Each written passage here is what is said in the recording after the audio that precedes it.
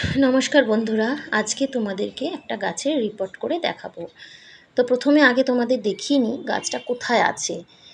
একদম কর্নারে রেখেছি, যেহেতু গাছটায় অনেক কাটা থাকে তাই সামনাসামনি রাখি না। তো দেখো, আর গাছটা দেখাতে গিয়ে দেখো গাছ কালকে লাস্ট গাছে জল দিয়েছি, আজকে দিন জল দেইনি। এত রোদের যে তাপ, গাছগুলোর অবস্থা দেখো, সব শুকিয়ে গেছে, এত কষ্ট লাগছে। তো সবার প্রথমে গাছটাকে আমি পটিং করব, তারপরে সব গাছকে ভর্তি ভর্তি করে জল দিয়ে দেবো। আসলে বৃষ্টির অপেক্ষায় গাছে জল দেওয়া হয়নি। হ্যাঁ, এই দেখো আমার ড্রাগন গাছ, এই গাছটাকে পটিং করতে হবে। অ্যাকচুয়ালি এটা একটা ছোট টবের মধ্যে আছে, দেখতে পেরেছো কত বড় হয়ে গেছে। কদিন আগে এতে ফুল এসেছিল, কিন্তু এত বৃষ্টি হলো যে ফুলগুলো নষ্ট হয়ে গেছে। তাই ভাবলাম এই সুযোগে গাছটাকে পটিং করে ফেলি। তো ওই কর্নার থেকে টেনে হিঁচড়ে বার করতে করতে বেশ কিছু ডাল ভেঙেও গেছিলো। তো এবার গাছটাকে পটিং করার পালা। আমি দেখো একটা বালতি গোবর সার নিয়ে নিয়েছি। বেশ সুন্দর গোবর সার আমি গোয়ালা থেকে নিয়ে এসেছিলাম। এবার নেব মাটি, পরিমাণ মতো মাটি।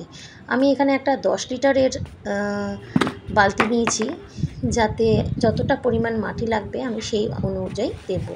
আর এখানে একটু পিঁপড়ের ওষুধ দিয়ে দিলাম, কারণ এখন বর্ষাকাল, মাটি একটু শুকনো দেখলেই পিঁপড়ের ওখানে আক্রমণ করে, বাসা বানায়। তো ভাবলাম একটু ওষুধ দিয়ে নিই, যাতে পিঁপড়ে এখানে বাসা না বানায়। আর এমনিতেও ড্রাগনে খুব বেশি জল লাগে না বলে রেগুলার জল দিই না, তাই ওখানে পিঁপড়ের বাসাটা হওয়া স্বাভাবিক।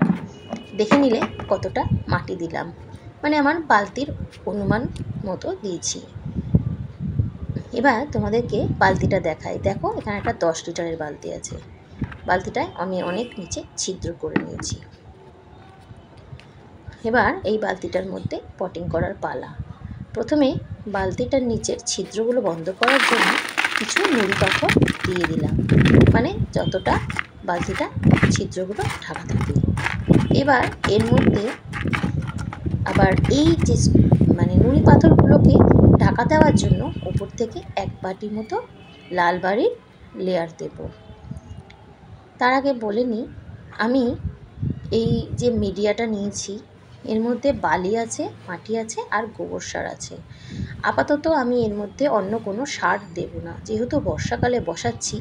বৃষ্টির জলে অনেক সার থাকে, অনেক মূল্যবান খনিজ পদার্থ থাকে, তাই আমি এক্সট্রা করে আর সার দিচ্ছি না। এবার ওপর থেকে বালি দিয়ে দিলাম। সার আমি যে কোনো সময় দিতে পারি, কিন্তু একবার পটিং হয়ে গেলে বারবার করে তো আমি গোবর সার মিডিয়াটা চেঞ্জ করতে পারবো না, যেহেতু এটা একটা কাটা জাতীয় গাছ আর অনেক বড় গাছ। তো পটিং করার সময় গাছের অনেক ক্ষতি হয়, ডালপালা অনেক ভেঙেই যায়। আমি ওই কর্নার থেকে গাছটাকে আনতে গিয়ে আমার গাছের অনেক ক্ষতি হয়েছে, অনেক ডালপালা ভেঙে গেছে। তো সেটা আর ভাবছি না, কারণ যেহেতু পটিং করছি একেবারে ভালো করেই করে দিচ্ছি। এখানে আমি গোবর সার আর মাটিটাকে ভালো করে মিশিয়ে নিচ্ছি। এবার পটিং করব। দেখে নিলে